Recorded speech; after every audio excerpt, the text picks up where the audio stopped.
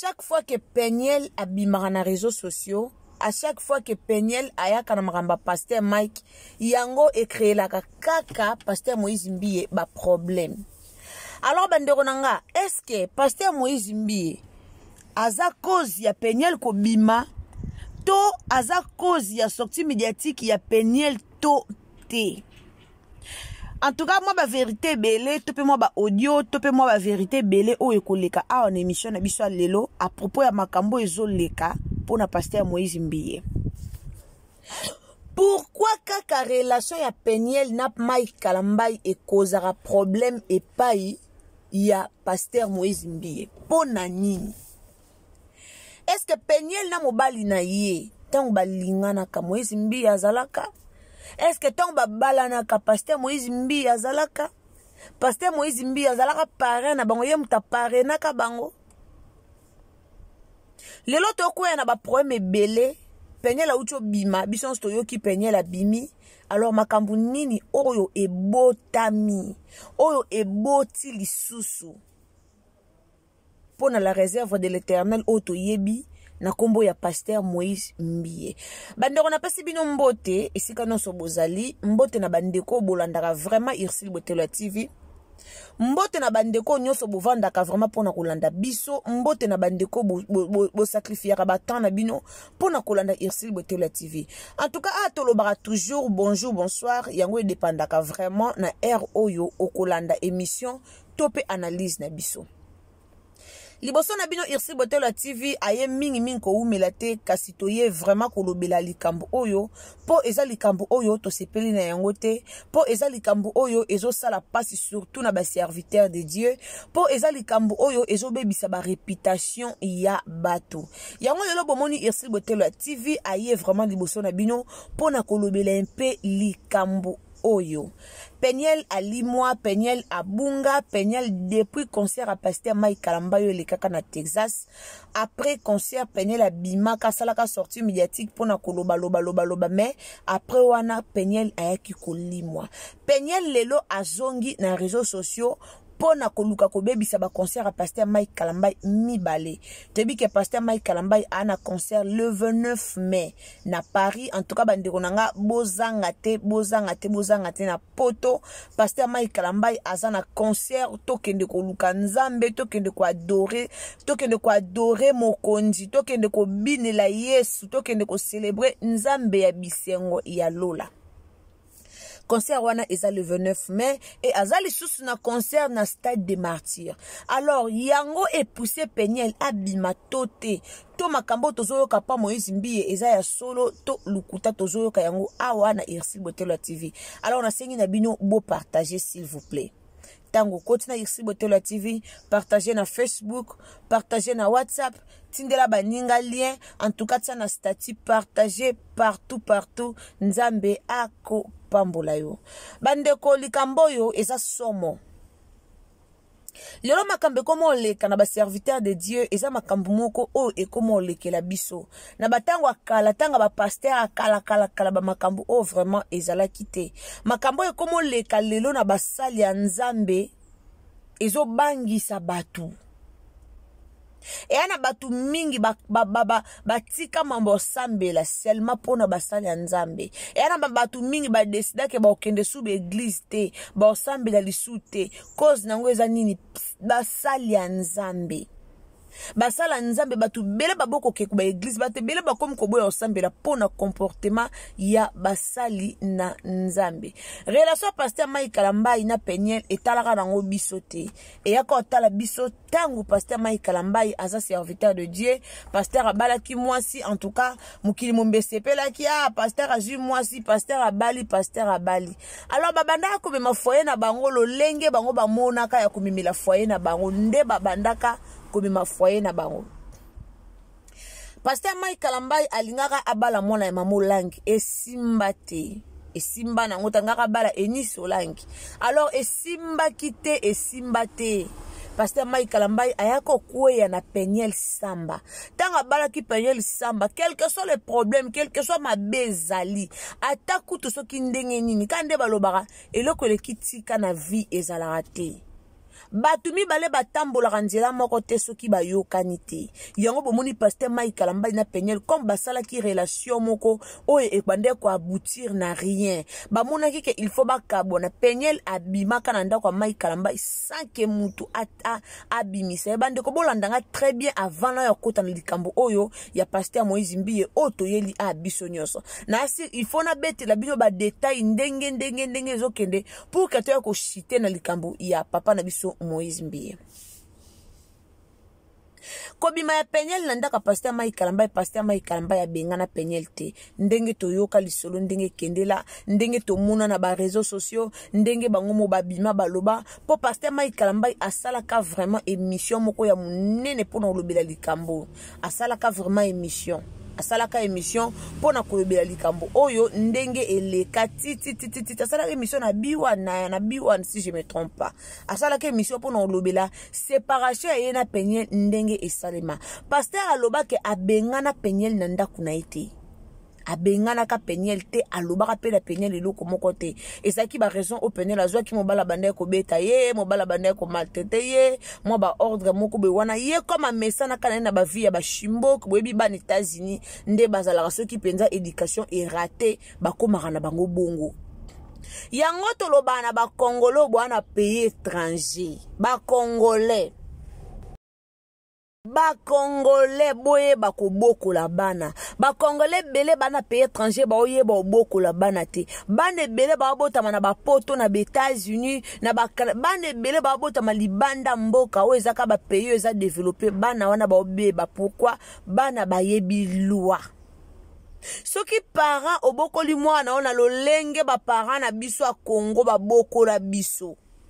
Nandimite ke mwana aoyela oba loi ebele na ndaku na ye. Mais soki obokoli mwana na ndenge ya poto ndeko okosimba mutupo obebisa mwana. Okosimba mutupo okobebisa mwana wa bando yelo ka ba loi ya poto. Mwana wa bando yelo ka biso basala kabwe don't do that. I can't do this. Mwana wa bando yelo na ba loi ya poto.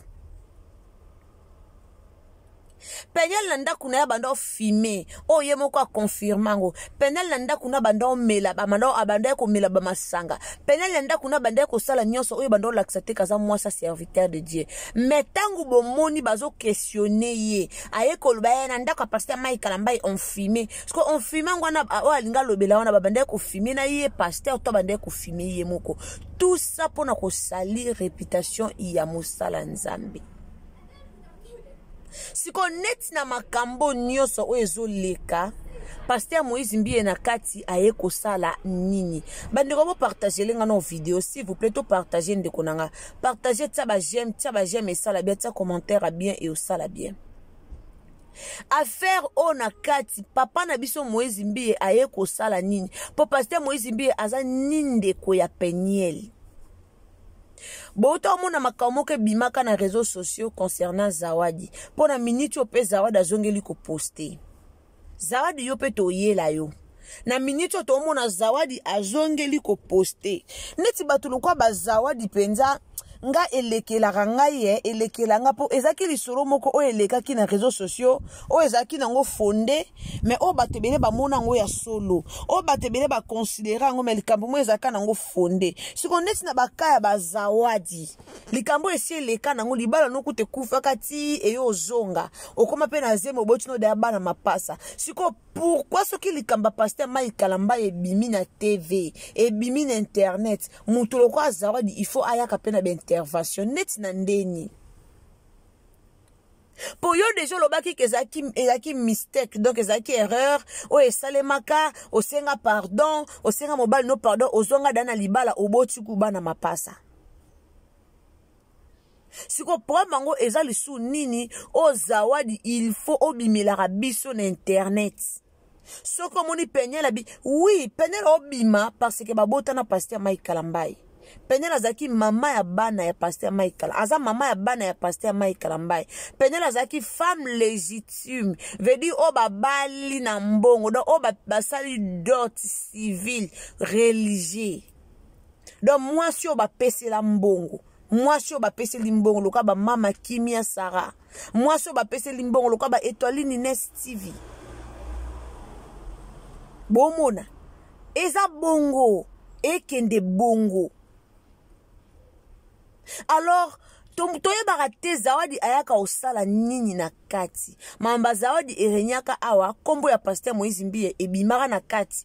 Ebimaka nini ke no Pasteur Moïse Mbiye yende aza complice, aza penza complicité na zawadi pour que ba détruire Pasteur Mike Kalambai. O Pasteur Moïse Mbiye afuti zawadi pour kasala bongo. O ezaki plan, o makambo elobama ebele makasi.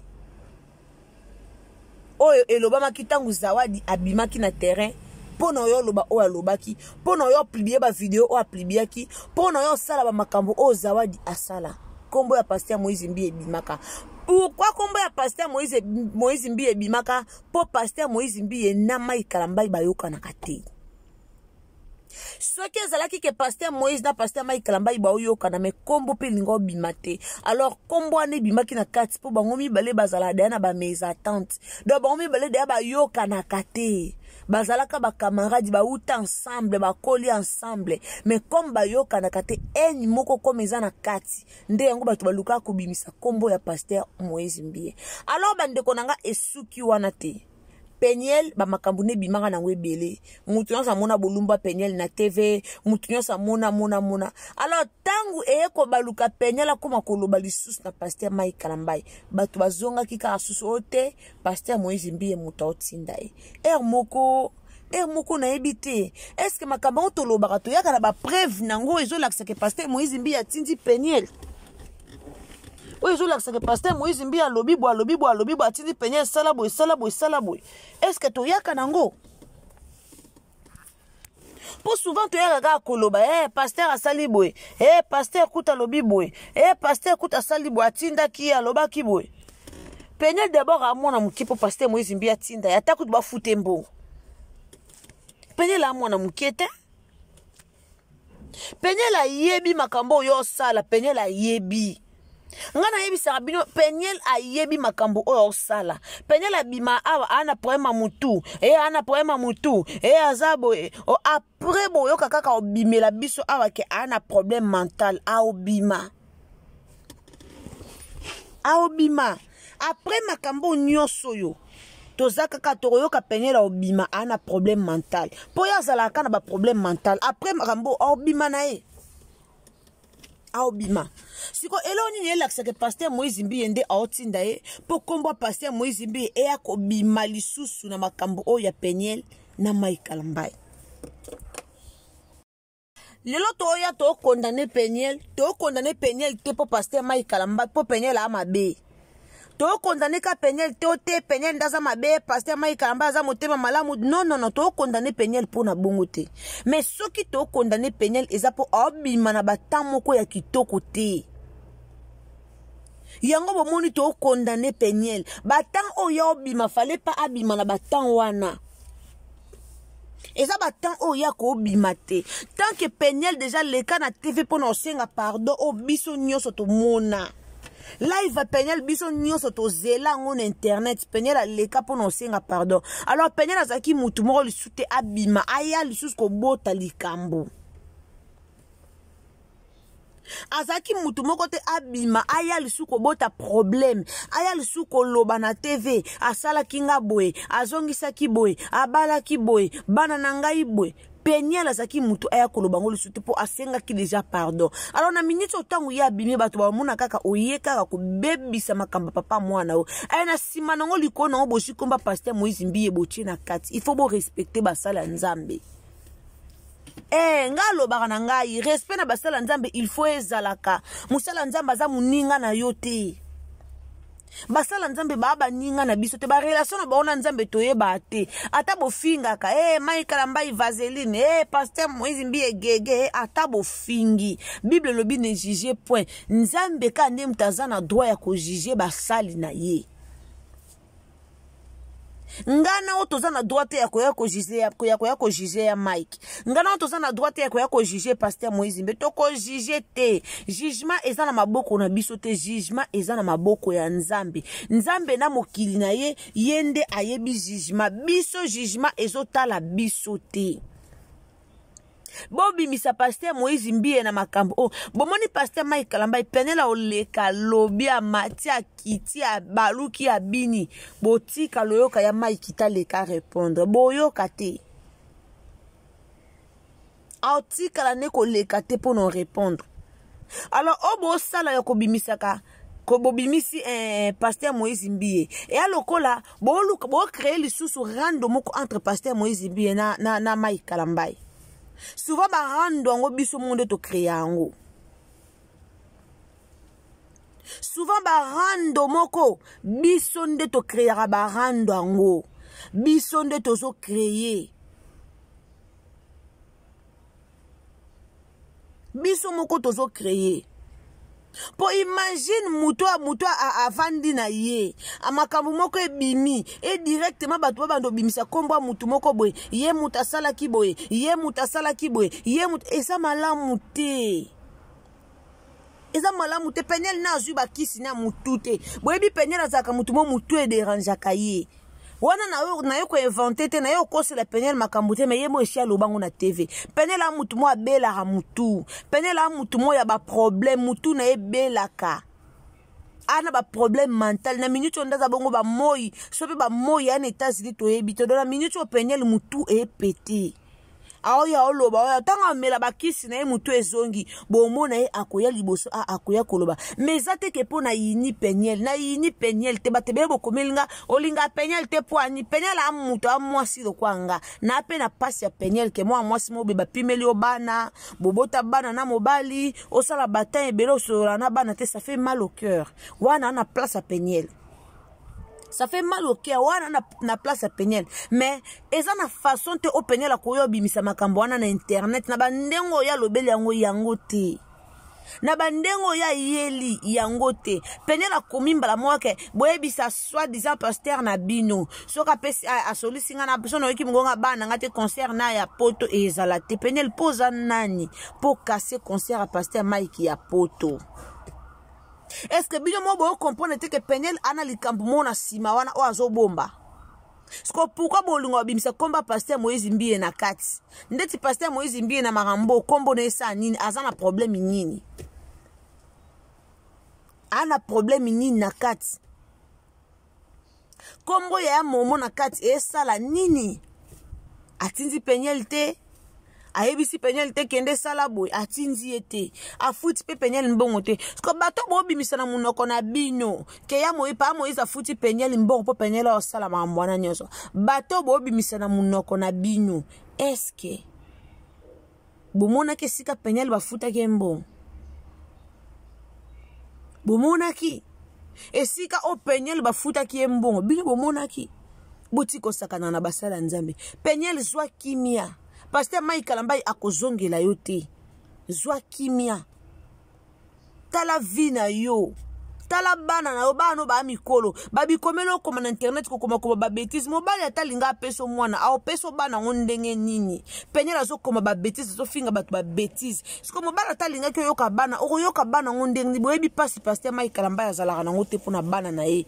Pona mama ya bana boyebi pasi wana te. Azaka na pasi na motema. O boyebi te. Alors il faut totika babiloro mususu. S'il vous plaît la famille ne yaki ka kulobela likambo yo. Boyebi misa kombo ya Pasteur Moïse Mbie na makambo o etali penyel na Mike Kalambai. Pasteur Mike Kalambai azana yena problème ite na penyel ye moko ayena ba problème na ye. Biso to soutenir ka Pasteur Mike Kalambai po bako ko isa ete concert na ye ko beta na kimia nzambe akotia loboko na kombo na Yesu. Merci na bato bolanda Irsi Botelo TV kande na lobara sur ezamba liboso tombe na Irsi Botelo TV. Alors abonnez-vous, commentez, likez, partagez ba émission na biso partout. Nzambe ako pambolayo. Ceux qui s'abonner, cliquez cloche et notification pour que prochainement, tant que tu relances ba émission et comme et si au cause à la bisou. Bye.